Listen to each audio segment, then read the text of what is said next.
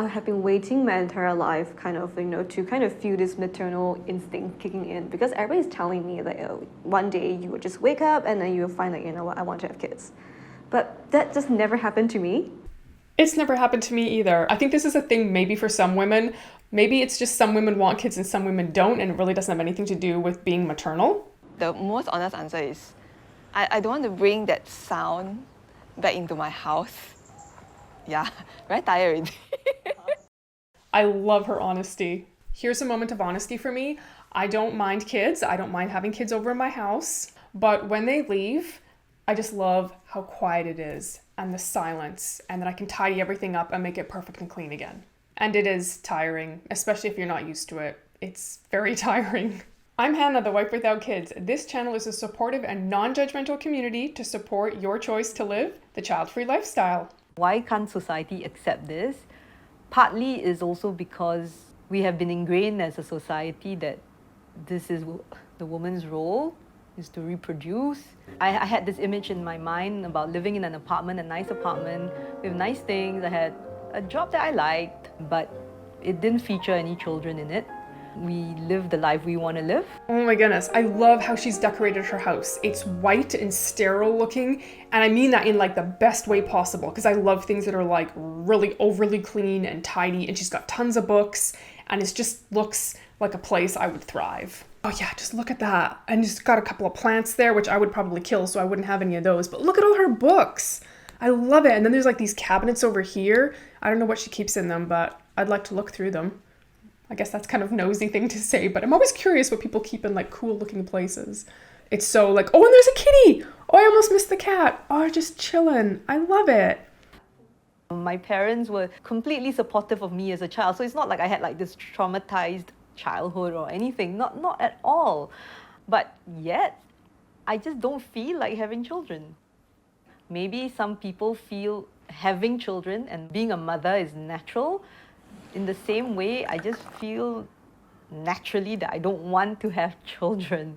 Perfectly said. I naturally do not want to have kids. Other women naturally do want to have kids. There's no right or wrong there. It's just different choices fit different people. Sometimes I feel like it's really hard to explain this to someone that's always really, really wanted kids. You can't force yourself into a role when you have absolutely no desire to do that. And you can't bring that desire into your heart to be like, yes, I want to be a mom. That just doesn't fit some of us. What is it about having children that you don't want? That, no. It must be amazing, to be a mother. But at the same time, I like me the way I am.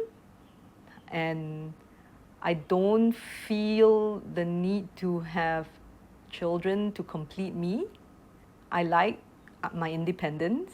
I really do. I like the fact that I don't need to schedule my holidays around school vacations without worrying about children.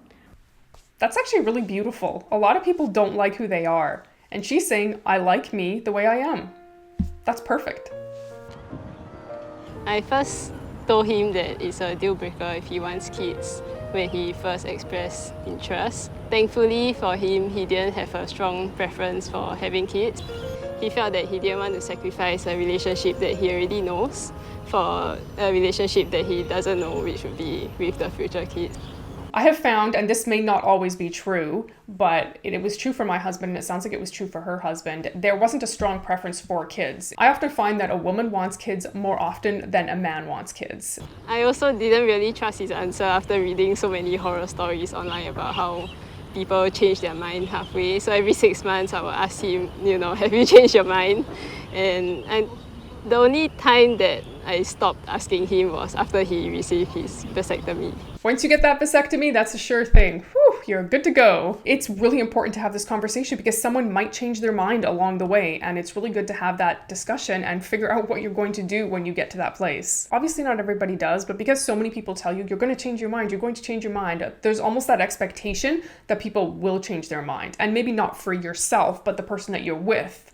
They may say they don't want kids, but you're thinking, oh, everyone's told me that I was going to change my mind, so maybe this person's been told the same thing. And so then you're kind of nervous that they're going to change their mind. So that's fantastic that they kept having the conversation. So growing up, I had quite a complicated childhood. I think my parents did some stuff that I didn't agree with and felt very hurt by.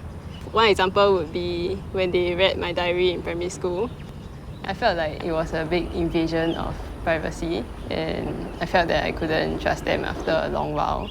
Naturally, when you conflict with parents or when you hear your friends conflicting with their parents, you hear a lot of negative emotion towards the parent. If that happens to me next time as a parent, knowing how much like the kid dislikes me in the moment, I think that would break me, especially if whatever I'm doing is for the child. I agree with that a lot. I think it would be so hard as a parent because I think most parents sacrifice a lot and do things for their children. And I think that's the role of a parent. Obviously, parents should be doing that, but kids don't appreciate it. And I know so many of my friends, especially as their kids get older, that just like don't like them, that say horrible stuff to their parents. And I don't know, if I was a parent and I had given up all these things and my kid was like, I can't stand you, I don't want to live with you, I would be really upset. As a parent, I imagine teens and preteens are not a picnic to deal with.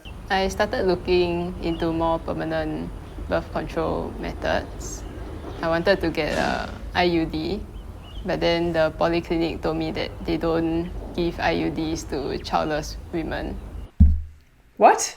I have never heard that before. That is really interesting. No IUDs to someone that hasn't had kids. I mean, IUDs are not permanent. They last typically 5 years, but once they're removed, you can get pregnant. I mean, maybe different countries do it differently, so maybe that's why Singapore just decides that they are not giving IUDs to any women who have not had children.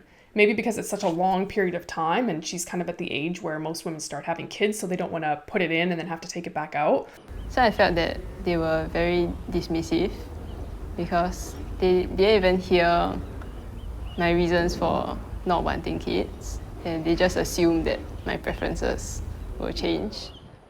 Eventually, when I have the time and resources for permanent sterilization, then I would do it. Why? Why? Oh, that's so sad. I feel so bad for her, but I totally get it, because that's how women are often treated. That everyone will have them, eventually. Some like 7-second hints from maybe these ones? Or how about negatives? Yeah. Maybe some negatives? Yeah. Okay. I first met my husband, I believe, in 2016, and like all modern relationships, we met on a dating site. So we like skiing, we like cycling, rock climbing, and these are not really super child-friendly activities. I feel so horrible for saying this, but every single time I have interacted with kids, even those that are my friends or my nephews that I love, right? I enjoy going home and just having peace and quiet in the house. You do not have to feel bad for saying that, because I just said it earlier in this video. I enjoy spending time with kids, but when they leave, not gonna lie, I like that part too. I like having the peace and the quiet back. Did you ever question yourself, and wonder like, am I weird? Is there something wrong? I still question that quite often actually, because I always ask my friends who are parents now, it's like, so have you always felt like you wanted to have kids? Have you always loved kids your entire life? And I was surprised to hear that for some of them, they never really thought of themselves as very like child-loving people either, but they were so scared that what if they choose not to have one and they're missing out on something, because everybody's saying like, motherhood is just like an unparalleled joy. I'm sorry, I have to stop it. I keep wanting to stop it. That cat is so cute. I love that these child-free people all have cats. Well, I don't know if all of them do, but 2 of them for sure have cats. I kind of like that. I'm sure that people who have kids love their kids, right? But I just don't feel like I should put the cart before the horse. I don't feel like I should have a kid and then see if that change happened to me. I would rather really want to have it and then work on getting it. Yeah, that is one way to go about having kids. Some people don't feel overly passionate about it, but they have FOMO and they don't want to miss out on life, and so they do it. There are people who are willing to take that risk and kind of find out on the other end if parenthood is for them and if they enjoy it. And then there are people like me who say, absolutely not. That is not for me. There was this mother who actually came to me and said, I really don't know how to help my child It doesn't seem that my child is appreciating the amount of effort that I'm putting in to grow and hone their future. How can I make them see that I'm a responsible parent? And honestly, I think that's what many parents face. Many parents have trouble sleeping at night because they have such fights with their teenage children. I personally feel that I do not have that kind of strength within me to bear the ups and downs of being a mother. Oh, I feel totally the same way that she does. I don't have the strength in me. Just to clarify, I'm not so afraid of having a teenager that's going to hate me, and that's why I've chosen not to have kids. It's not anything like that. I also think there's this idea that parents try to make the life of their children easier than the life that they had. And so they will give extra things to their kids, whether it's experiences or monetary things or whatever that is. And then I feel like there's an expectation that the parent has for the child, that the child should appreciate that thing more because they're so lucky that they had it, because the parent didn't grow up with it. But a kid doesn't have that perspective. A kid just has the reality that they're growing up in. And don't get me wrong, I do think kids should appreciate the things that parents do for them. I don't think they can actually appreciate those things in the way that a parent might actually want them to. Especially if it's a kind of invisible occupation in a way. It's quite thankless, and honestly, at the end of the day, if your child says, hey, I really hate you, mommy, how would you feel? Because I personally would not take that very well. Me neither. I do wish that these people are less judgmental when they react, and that they will be more willing to listen to the reasons why I don't want children first before giving such a huge oh no, why, how could you? I think we just have to, as a society, get over this idea that people all have to be the same. They don't. They're going to be different. There are people who love being parents. There are people who have no desire to be parents. There are people who love kids. There are people who can't stand kids. That's okay.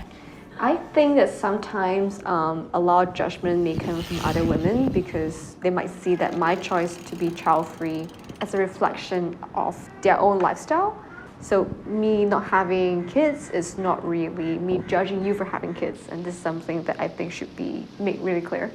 I feel like this happens all the time, and not even about just the child-free choice. I feel like when people make a choice to do something differently than what most people are doing, people are so offended by that. Like, how could you make that choice? You're saying that the choice I made is a bad choice. That's not what people are saying. People are just making the choice that fits them the best or fits what they want to experience in life. It's not about you making a choice here necessarily meaning that you're casting judgment on everyone else who's making a completely different choice than you. At the end of the day, everyone is just out there making decisions every single day that are going to reflect the kind of life that they want to live. So that's not a judgment on how someone else is choosing to live life. I've actually done this quite a lot of times with my ama. Okay. With your ama? Yes. Oh, you break eggs with your ama. That's true. Okay, now you need to whisk it. Okay, good. Yeah, you got to keep stirring because then it doesn't stick to the bottom of the pan. I think I am quite maternal towards my nephew. He's 10 this year and he's really cute and funny and intelligent and... Okay, I'm sorry, I keep stopping it for the cats. I have to make another comment about the cat. Do you see that cat was like sitting on the chair behind this woman's nephew? Cats love doing that. My cats do that all the time, just always tucked right behind you because they have to be where the human is. That's just what they do. And I really appreciate the role of being an auntie. I've actually thought that that's been really fun to do with my nieces and nephews, and it fits me perfectly. And I really enjoy hanging out with him. I guess it is sad, of course, if there are no children in the world because children are about hope, aren't they? You know? And we all need hope. But it's okay, I can find that hope in other people's children. It doesn't have to be my kid. I guess if it comes to it where I'm the last woman that can bear a child and it's my responsibility to bring this hope, yeah, then maybe if I say no, I don't want to have children, then maybe I'm selfish. But I'm not in that situation. And I don't think she'll ever be in that situation. There are so many people on Earth right now. When people say that to me, I'm just like, that's not even realistic because that's not even reality in the world I live in. I am never going to be the last woman on Earth that could potentially bear a child. And now I'm like being forced into bearing a child to save humanity. That's not going to happen in my lifetime. Children will always be born. Mm-hmm. I just will not be a contributor to that pool of children. Thank you so much for watching. Remember, you are never alone, and I will see you next week.